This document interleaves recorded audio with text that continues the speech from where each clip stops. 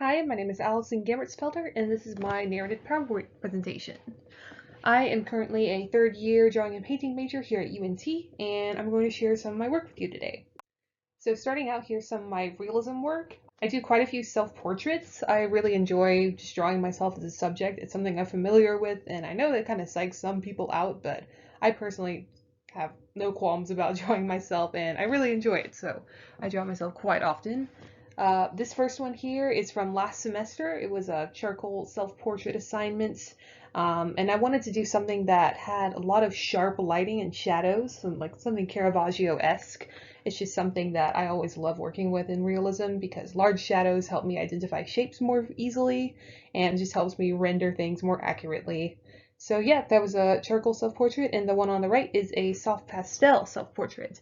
This one was a little bit experimental. I set up a bunch of lights in my room to make one side of my face blue and the other side red, and it ended up for a very experimental piece. It really caused me to look at color a different way, see it as more of a value scale than a hue scale, if that makes sense. But it was really fun to work on. I quite enjoyed it, and I think it turned out pretty good. Moving on, here's a few more realism pieces. These are both from my figure drawing course last year. This one on the left was pastels, and it was my first time using pastels actually. So it was just kind of me learning the medium and learning what I can do with it and how I can make it work. And so it was lots of fun, but it was also a little bit stressful trying to figure everything out, but I still quite enjoyed myself. And the one on the right is a charcoal study. This one I really wanted to play with how I could utilize lights. I could render light through charcoal. So I tried to make this one look really glowy, almost airbrushed, because that's a quality I like to see in my work and other people's work. Moving on, here's some printmaking work. I've taken quite a few printmaking courses over the years, and so I thought I'd share some of my work from those classes. This first one on the left was from my very first printmaking class. It was beginning relief printmaking, and this is a reductive print, so that's why there's 3 values on there, and it's of my cat Max. Yeah, this one was a little bit challenging to do. It required quite a lot of planning ahead and technical thinking, but I'm very pleased with how it turned out. Yeah, I think it was pretty successful. And the one on the right is a monoprint of my cat Pico, and this one was a little bit easier, but also not easier. It required quite a bit of planning as well, and the execution of it just took a long time. It required a lot of looking back on previous mistakes and how I could correct them and how I could adapt to fix whatever I wanted to be fixed. And I love drawing my cats. I try to include them in at least one of my projects every semester. More printmaking work. This one on the left is my most recent one. It's from my Intaglio class.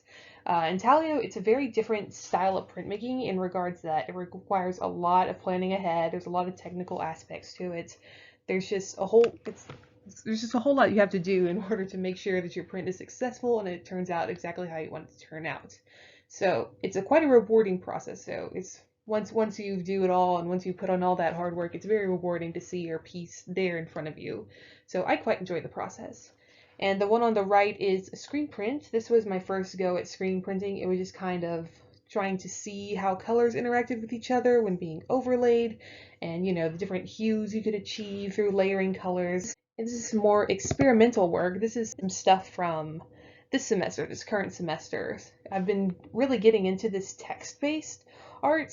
I've done a couple of them so far, as you can see here. I really like taking a word or phrase or just a thought and basing an entire piece around it, just kind of visualizing that thought. So that's what you're kind of seeing here. I really love art that interacts with the viewer like this. You know, something that almost, it's whenever there's a piece of text or a paragraph or a piece of writing on a piece, it's kind of directly communicating with the viewer, I found, and I really enjoy that kind of one-on-one conversation you can get between the artist and the viewer, and that's just something I've tried to replicate in my work, and that's something you're seeing here.